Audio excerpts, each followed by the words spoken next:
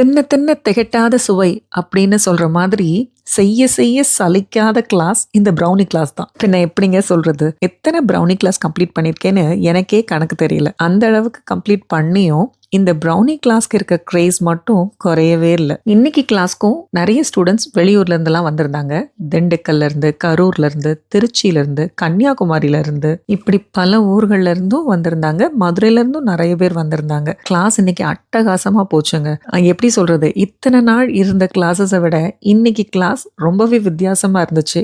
காரணம், நிறைய படிப்பாளிகள், நிறைய கிளாஸ் ஃபர்ஸ்ட் வந்த ஸ்டூடெண்ட்ஸ்லாம், ஸ்கூல் படிக்கிறப்ப கிளாஸ் ஃபர்ஸ்ட், கிளாஸ் டாப்பர் வந்த ஸ்டூடெண்ட்ஸ் எல்லாம் வந்திருந்தாங்க. ஏன்னா ஆர்வமா கேள்விகள் இன்னைக்கு எக்கச்சக்கமா வந்துச்சுன்னு வச்சுக்கோங்களேன். ரொம்ப ஒரு ஸ்டூடியஸான ஸ்டூடெண்ட்ஸ், அப்படி ஸ்டூடெண்ட்ஸ் தான் இன்னைக்கு நிறைய பேர் கேள்வி கணைகளா போட்டு தாக்குனாங்கன்னு வச்சுக்கோங்களேன். ஓவராலா ப்ராக்டிக்கலையும் தாண்டி இந்த தடவை தான் தியரிட்டிக்கலா கிளாஸ் நிறைய நேரம் போச்சு. யூஸ்வலா 3-4 கம்ப்ளீட் ஆகிற கிளாஸ் இன்னைக்கெல்லாம் ஆல்மோஸ்ட் 5 o'clock வரைக்கும் போச்சு. பேசியே நேரம் போயிடுச்சுன்னா பாருங்களேன். ஆனா ஆரிய கூத்தாடினாலும் காரியத்துல கண்ணா இருப்போம்னு சொன்ன மாதிரி எல்லாருமே அவங்கவுங்க செய்ய வேண்டிய ப்ரௌனிஸை பக்காவா செஞ்சு முடிச்சுட்டு தாங்க பேசினாங்க. இடையில நிறைய பேச்சுகள் இருந்தாலும் வேலை கரெக்டா நடந்துகிட்டே தான் இருந்துச்சு. இன்னைக்கு ஓல்ட் ஸ்டூடெண்ட்ஸ் 2 பேர் தான், மிச்சம் எல்லாருமே நியூ ஸ்டூடெண்ட்ஸ் தான். கிளாஸ் கம்ப்ளீட் பண்ணிட்டு கிளம்பும் போதே எல்லாரும் சந்தோஷமா நல்ல பாசிட்டிவ் ரிப்ளை கொடுத்தாங்க. கிளாஸ் ரொம்ப பிடிச்சிருந்துச்சு, திருப்தியா இருந்துச்சுன்னு சொல்லி. மேம், கிளம்பும் போது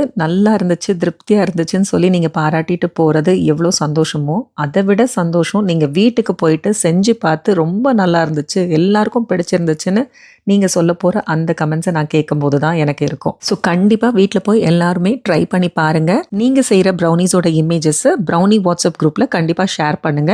எந்த டவுட்ஸ் இருந்தாலும் கண்டிப்பா கேளுங்க. நான் எனி டைம் உங்களுக்கு ரிப்ளை பண்ண ரெடியா இருக்கேன். இனி டியூஸ்டே வரப்போற குக்கீஸ் கிளாஸ்க்கு யாரெல்லாம் என்ரோல் பண்ணணும்னு நினைக்கிறீங்களோ சீக்கிரமே என்ரோல் பண்ணுங்க.